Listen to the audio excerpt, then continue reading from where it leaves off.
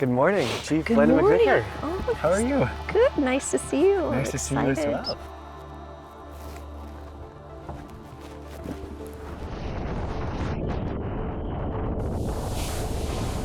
Only on Lake of the Woods by boat or ice road can you get to the remote Indigenous community of Animakee, Zhing 37 that sits at the point where Ontario meets the borders of Minnesota and Manitoba.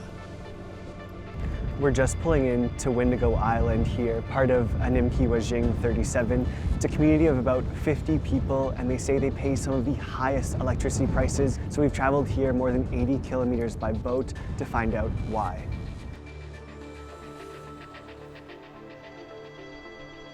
Why does it cost so much to bring power here?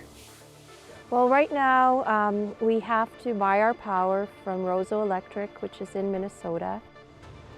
The hydro rates are at such a cost in US dollars that the average person here, the average household, it would be a real hardship. So we do supplement the cost of hydro in the homes. Have emailed. Chief McVicker says they were never connected to the Canadian grid, in part because of their remote location. But she says now is the time as the bills are adding up. February, March, and April 2021. Okay, so this is like winter of last year. Right. And so when we're looking at these bills, like how much was January of last year? It was $15,478 US. What goes through your mind when you see such a large number for so few houses? Well, you know, it's going to be hard to, it's not sustainable, right? Waters from Lake of the Woods flow north and generates power for both Manitoba and Ontario, but Windigo Island doesn't get any of that power. And Manitoba just built a new transmission line to export more power to Minnesota, but again, Animakee Zhing won't see any of those profits. The problem isn't just affordability, it's also reliability. For Vanessa Powassan, that's a problem. Well, I started dialysis a few weeks ago, and like for me to run my machines and for me to stay home with my family, it's very important to me. How reliable is the power out here? I've only started like 3 weeks of dialysis. I've had 2 power outages where I had to disconnect myself in the middle of treatment. It gives me anxiety a lot. Like when I worry about power outages, I worry I'm not going to get my treatment done that week. And how long can these power outages last for? I think the most I've seen was 5 days in the wintertime. 5 days in the wintertime? Yeah. Oh, it's behind this thing here. My son sleeps in here. Oh, okay. No worries. But yeah, that's it. Okay. And so this here for 2 hours. 3.5 hours, 3 times a week. Right.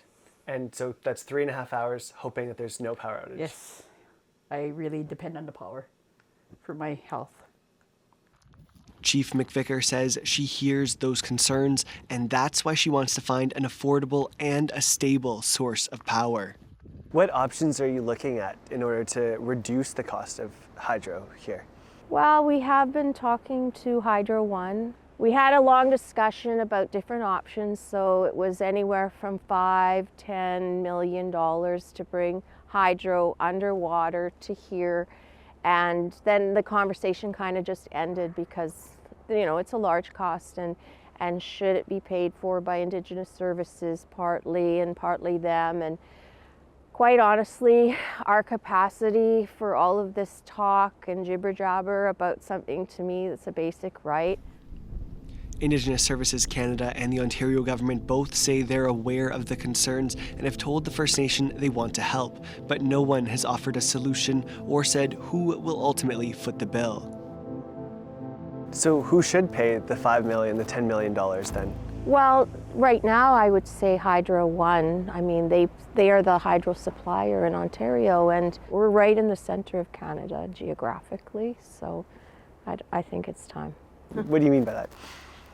We're kind of at a cusp with reconciliation and the recognition that First Nations people, you know, they deserve all of the opportunities that settlers have had over generations. And that's why I feel like I wanted to talk about it, because now is the the critical point where I think, yeah, it's going to be very difficult to be able to stay here. We don't want to see people have to leave. Yeah, it's okay. For people like Vanessa Powassan, this tiny island will always be home, whatever the cost. And so why stay here? It's my home. It's where my mom was born and raised. It was where my grandparents were. It's just my daughter. I lost a daughter in 2002 and she's buried on this island. So I probably will never leave this island because I have to take care of her too while she's here. I'm not going to leave her. We've been here since the treaty signed. It's our home. As another cold, dark winter approaches, the community braces for the return of high bills so they can afford to stay on this island they call home. Logan Turner's now back in Thunder Bay. So Logan, it's been a few weeks since you went to Windigo Island. Has there been any action to address the concerns of the First Nation? Well, our reporting seems to have raised the profile of the issue. The very day after we left Windigo Island, I spoke to Chief Linda McVicker, and she said that Indigenous Services Canada reached out to her to request a meeting with all of the parties involved to make a plan to address the high electricity costs that this community is facing. But I spoke to Chief McVicker again this afternoon. She told me that in the 3 weeks since, she hasn't heard any follow-up. And so when I reached her, she was actually in the process of drafting a letter to both the Ontario and federal governments to say why hasn't she heard back, to say that this is a huge issue for her community that she wants to see resolved. All right, Logan, thank you. We know you'll stay on it. Thanks.